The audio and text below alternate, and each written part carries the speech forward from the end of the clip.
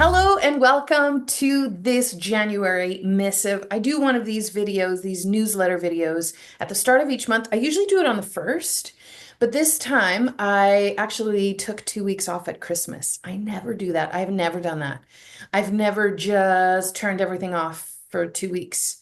And I did this year and it felt amazing. May I highly recommend The World Continues without you feeling like it'll fall apart if you don't go to work. Yeah, that's a thing I need to learn myself. Anyway, hello, welcome. Here we are in January, and I've got lots of stuff I want to cover. I'm going to switch up the format of these newsletters, these monthly things that I send out on the first. I want to be a little bit more open about what it is that I'm doing and what it is that's on offer. So we're going to start with, every 2 months, I kick in a new topic on my social media account, and it's the same topic that I cover in newsletters and in classes that I have on offer. So there's always a theme.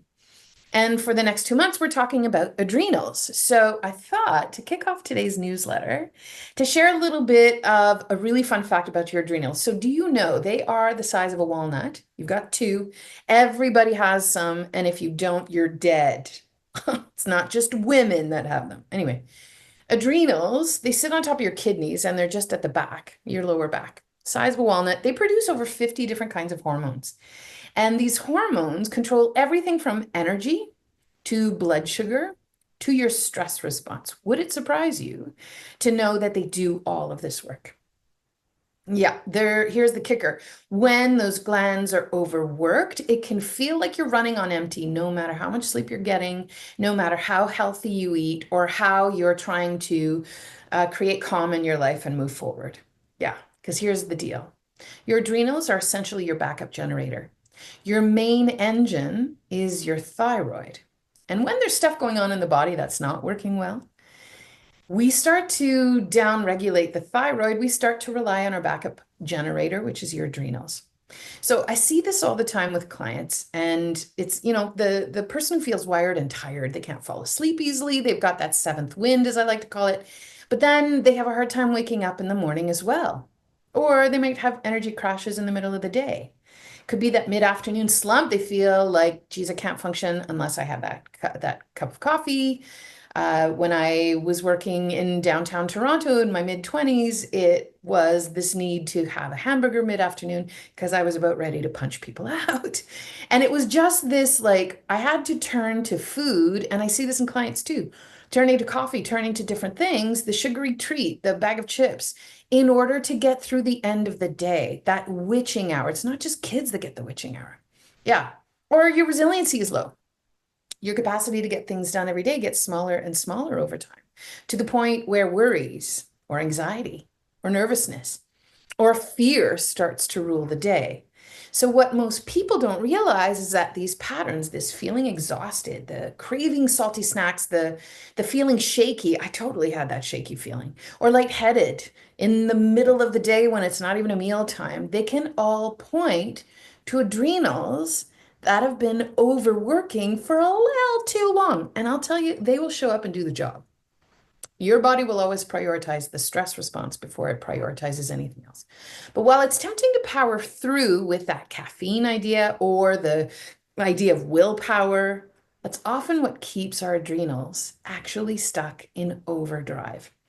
I've been there myself. I'm pushing through that fatigue, relying on coffee, needing that hamburger. I remember going with my pregnant colleague Naomi, going down to a fast food restaurant in the basement of the building we worked in, and both of us feeling like if we didn't have a hamburger at 3 o'clock, we might die or somebody else would at our hands. That's not a normal feeling, guys. That's not a normal feeling to have, or that feeling exhausted all the time. But for me, how that would manifest, I'd be exhausted. But then once the chores were done at the end of the day and everybody was in bed, once my kiddo came around, I had that me time starting at 9 p.m. And this was when all of a sudden I would wake up and feel like I could accomplish all of the things and I could probably save the world if I just applied myself adequately. Is that you? Well, this had been decades in the making. So I was wondering myself why I no longer felt like I had it together. I really struggled with it. I felt like I couldn't be someone you could rely on. I had a hard time seeing things through, completing projects. And once I realized that all of this that was going on was actually draining my adrenals, and my poor little walnut-sized pals had been working overtime for decades, then I started to put different things in place. It's only then that I started to see things finally shift well into my 40s. Yeah, I stopped feeling like I was always one step away from crashing or one step away from punching someone in the face. Yeah, can't tell you how many times that came close. Yeah. So if this is sounding familiar, I just want you to know you are not alone. The good news is there's so much that we can do to turn these kinds of feelings around. It's exactly what we're doing all month long in the Good Food Network. Let me pull out what my calendar says. We've got lots of different things we're going to be covering in the month of January and into February. This month, we are talking about why adrenal issues are thyroid issues in disguise. We're talking about animal fats, the missing piece for adrenal vitality. Not hungry for breakfast? What's going on here? Unpacking the adrenal perimenopause connection and what's happening and why that's actually what's going on. And number 5, fatigue. What is your body telling you? In addition to that, there's going to be a class called SOS Low Energy. That is going to be a part of the network. You can also just do the low energy class by itself. If that's all you have capacity for, that's also absolutely fine. And that I'll make sure that you've got links to register for any of those classes just below where you're watching this video. So the Good Food Network is a subscription service. It's where there's a lot of moving parts. All the pieces I mentioned plus extra. There's a full 3-hour class on how your adrenals work. We've got a lot of other stuff in there. There's a food challenge every week. We've got so many different things, moving pieces. So that's in there if and when you are ready to jump in and join us in putting some of these pieces in place. There's about 16 of us in there right now, and we're all working on it together. So if you are ready to undertake some of this work, holler my way or just check out the link just below. Know this, the stress response in the body is the exact same biochemistry in the body as chronic inflammation. And if you understand that chronic inflammation is what drives a couple of things, chronic disease, autoimmune issues, histamine, mast cell activation, and all of those big capital D diseases. Yeah, the most common ones, they all have inflammation at the root. The more inflammation you have, the more you run on that backup generator, your adrenals, the more you deplete your adrenals. And the more you deplete your adrenals, the more you run out of the nutrients it is you need for the adrenals to get the job done. And when they can't finish the job, they stay locked in the stress position, which now drives it even more. So if you're ready to put some pieces in place to stop that progression, come and join us in the Good Food Network. So whether it is a low energy question or it's something else tied to adrenals, I've got a whole long list of symptoms here: low blood pressure, dizzy when standing up. Temple pigmentation is an interesting symptom that shows up for adrenal stuff, but hard to get out of bed in the morning. Do you feel stress keenly? Are you anxious, nervous? Do you have a lot of worries? Is fear one of the reigning pieces going on for you? Do you have frequent requests for naps, mid-afternoon crash, exhaustion? Do you have migraines and headaches? Pal. Are you losing sensitivity to insulin and do you have blood sugar troubles? Yeah. Salt cravings, dry, scaly skin. What else do we have here? There's so many things. Cold hands and feet, allergies, digestion not working well. Oh God, all the things. Yeah, come and join us. We're doing good things in the Good Food Network this month. Now, there's other stuff going on too. So I want to talk about one of the biggest myth busters when it comes to energy. So if you're dragging through your days, I think so many times when you have low energy, there is, oh, it must be my iron levels, or we should check on your iron levels. You might just need more iron. And while that may be true for some, it is not the truth for the majority of people who have low energy. And low iron can be tied to so many different things. But what if it isn't iron? What could it be? I know iron gets all the attention, but if your adrenal glands might be the real culprit going on behind that low energy. Don't let their size fool you. They really pack a punch. They control stress hormones like cortisol. When those get out of balance, you can feel completely wiped out. The more you turn on that cortisol production, the more you have blood sugar imbalances that take you on a roller coaster all day long. And the more you're on that roller coaster doing this up and down all day long, the more you're going to trip the cortisol production, which now gets you on a higher roller coaster. It's like a self-perpetuating mechanism. So sometimes the things we do to boost energy can actually drain the adrenals even more. So, for example, caffeine in the afternoon. Yeah, it could be a really lovely temporary fix. And now all of a sudden, you don't feel you need to put toothpicks in your eyes to keep your eyes open during this afternoon's meeting. But excess caffeine can leave your adrenals feeling more stressed. I'm not anti-coffee. I am about supporting you to function normally without having to rely on coffee for that energy boost mid-afternoon. A lot of people, I see this so many times with my clients. What if I skip meals? I'm going to do intermittent fasting. Yeah, that's great if you're 21 and male and you don't have insulin resistance. If you are perimenopausal or you've had children or you have had to juggle all of the things, and now you think intermittent fasting is going to help you. Initially, here's the kicker. It helps you in very early stages feel like you can accomplish all the things. Do you want to know why? Because you're turning on the stress response when you skip a meal. Your body perceives you're going through a famine. What does it do? It's stressed out. It's going to turn on cortisol production. So it initially makes you feel really great. So then you go, well, every time I do intermittent fasting, I feel amazing. And then in 6 months from now, 2 years from now, you say, wow, I'm so tired. I should make my window of time of not eating even longer. Oh, and then your energy crashes even more. How's that working for you? Yeah, skipping meals really contributes to the whole blood sugar imbalance issue and spikes and crashes your blood sugars and stresses your adrenals even more. There's another one too, over-exercising. That's another one that I see. So it seems healthy, right? This high intensity workouts that we're supposed to be doing. They're so good for us. We're supposed to be so active and push through. But listen, if you are having to push through your workout and then you need a nap, but you are much lower energy at the end of your workout, it can contribute to adrenal burnout instead of helping you. It can actually make things worse. I have many clients, especially those who have histamine or mast cell activation issues, where you cannot be doing that high energy output because you just don't have the juice. And it's making things worse. Yeah, it impacts so many different things.